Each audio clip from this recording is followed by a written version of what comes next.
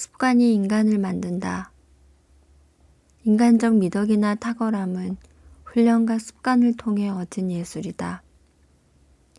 우리는 미덕이나 탁월함이 있기 때문에 올바르게 행동하는 것이 아니라 올바르게 행동했기 때문에 그러한 사람이 된다. 우리는 반복적으로 하는 일을 한다. 그러므로 탁월함은 행위가 아니라 습관이다. 비난을 피할 수 있는 방법. 세상의 비난을 피할 수 있는 방법은 오직 하나뿐이다. 아무것도 하지 않고, 아무 말도 하지 않고, 아무것도 되지 않는 것이다. 선택이란 욕망, 분노, 소망 또는 일종의 의견이라고 말하는 사람들이 있는데 그것은 틀린 생각이다. 욕망과 분노는 동물들에게도 있지만 합리적인 선택은 그들에게는 없다. 또한 자제력이 없는 사람은 욕망에 의해 행해야 하는 것이지 선택에 의해 행해야 하는 것은 아니다. 이와 달리 자제력이 있는 사람은 선택에 의해 행해야 하는 것이지 욕망에 의해 행해야 하지 않는다. 욕망은 선택에 대립하지만 욕망이 욕망에 대해 대립하는 일은 없다. 또 욕망은 유쾌한 것과 고통스러운 것에 관계되지만 선택은 이 두 가지 중 어느 것과도 관계하지 않는다. 그리고 분노는 더욱 선택과 거리가 멀다. 왜냐하면 분노 때문에 행하는 행위야말로 가장 합리적인 선택에 의하지 않은 행위이기 때문이다. 용감한 행동을 해야만 용감해진다. 우리는 자주 보고 자주 들음으로써 시각이나 청각을 가지게 된 것이 아니다. 그것들은 자연이 선천적으로 우리에게 부여한 능력이다. 그러나 우리가 삶을 살아가는 데 필요한 덕목의 경우에는 우리가 먼저 실천함으로써 비로소 그것을 얻을 수 있다. 예컨대 집을 지어 보아야 건축가가 되고 하프를 타 보아야 하프 연주가가 되는 것이다. 이와 마찬가지로 우리는 정의로운 행동을 해 보아야 정의로워지고 절제 있는 행동을 해 보아야 절제 있어지고 용감한 행동을 해야만 용감해진다. 절제와 용기는 중용에 의해서만 체력이나 건강의 경우에서 볼 수 있듯이 지나친 운동이나 운동 부족은 모두 몸에 좋지 않다. 마찬가지로 지나치게 많이 먹거나 너무 적게 먹는 것도 모두 건강을 해친다. 반면 적당한 운동과 적당한 식사는 체력을 증진시키고 건강을 보존한다. 매사에 절제와 용기라는 덕목이 필요한 법이다. 무슨 일이든 회피하고 두려워하며 자리를 지켜내지 못하는 사람은 비겁자가 된다. 반대로 무슨 일이든 두려워하지 않고 뛰어드는 사람은 무모한 자가 된다. 마찬가지로 온갖 쾌락에 파묻혀 조금도 삼가지 않는 사람은 방탕자가 되고 모든 즐거움과 쾌락을 멀리하는 사람은 목석과 같은 촌뜨기가 된다. 그러므로 절제와 용기는 지나침과 모자람 때문에 파괴되고 중용에 의해서만 보존된다. 남에게 의지하는 사람은 타인의 소유물이다. 같은 인간이라 할지라도 본성적으로 자기 자신에게 속하는 것이 아니라 다른 사람에게 불임을 받는다면 노예의 삶을 살고 있는 것이다.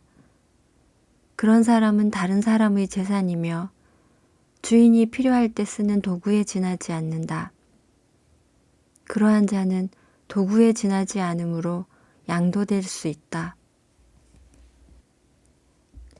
재산 문제는 인간 갈등의 씨앗이다. 무엇인가를 자기 것이라고 생각하는 일은 대단한 기쁨을 안겨준다.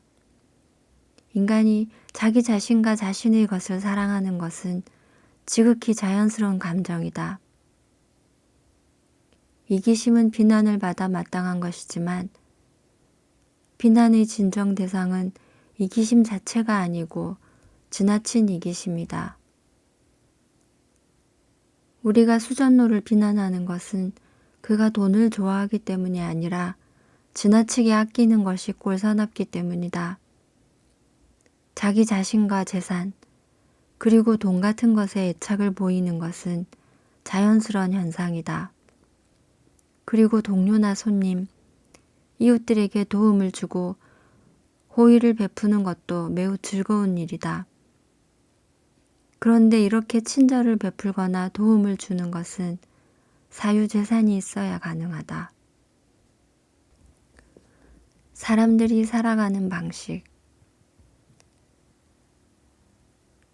많은 사람은 실제로 어떤 일들을 도모하거나 행하지 않고 말로만 떠버린다. 그러면서도 자신들은 어떤 철학을 가지고 있다고 생각하고 이런 방식으로 신실한 사람이 될 것이라고 생각한다.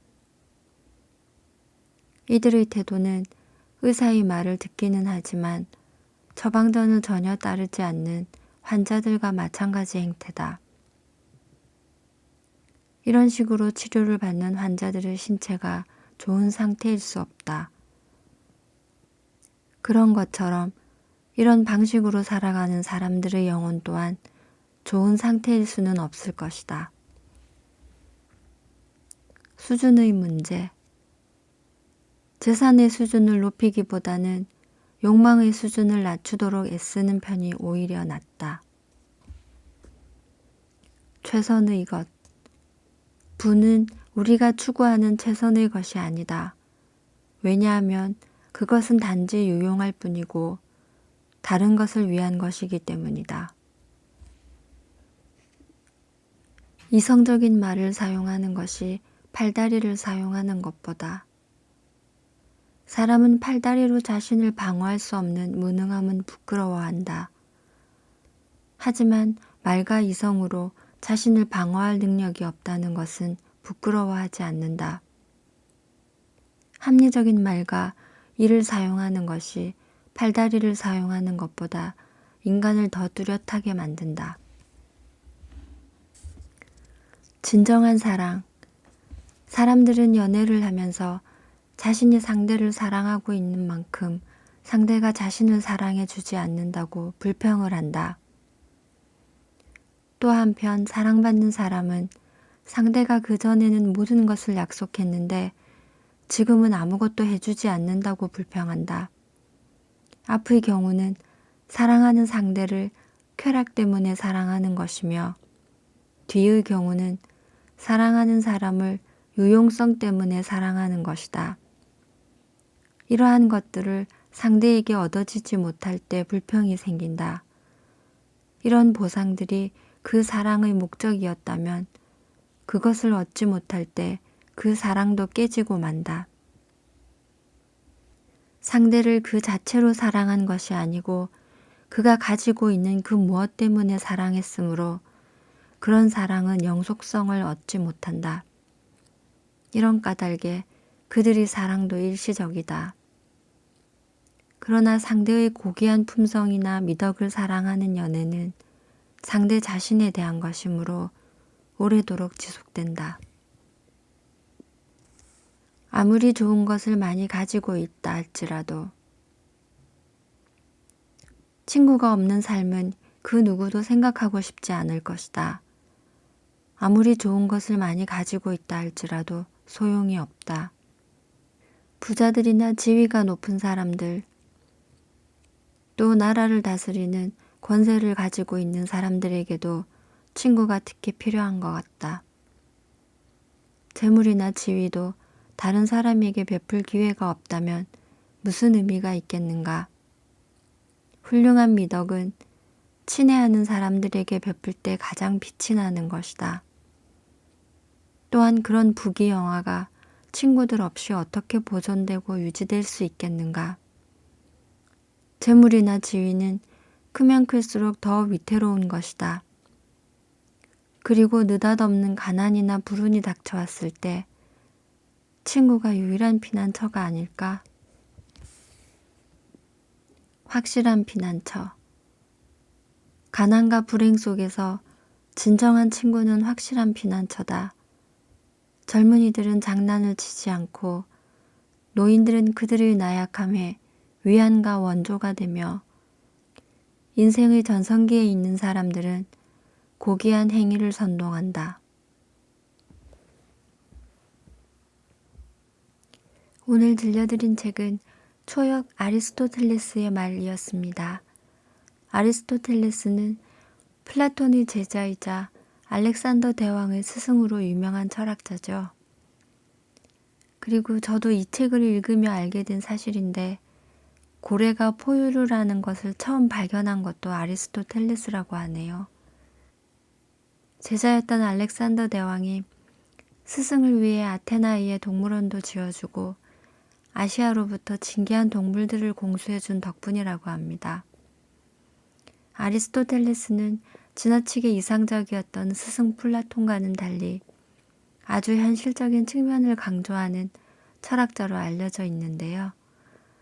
이 책에도 돈 문제, 사랑, 쾌락, 우정, 건강과 같은 아주 현실적인 고민의 지혜가 될 만한 글들이 많았습니다. 여러분도 이 책 아리스토텔레스의 말을 통해 현실적인 고민의 답을 찾으실 수 있기를 기원하며 오늘 낭독은 이만 마칠까 합니다. 감사합니다.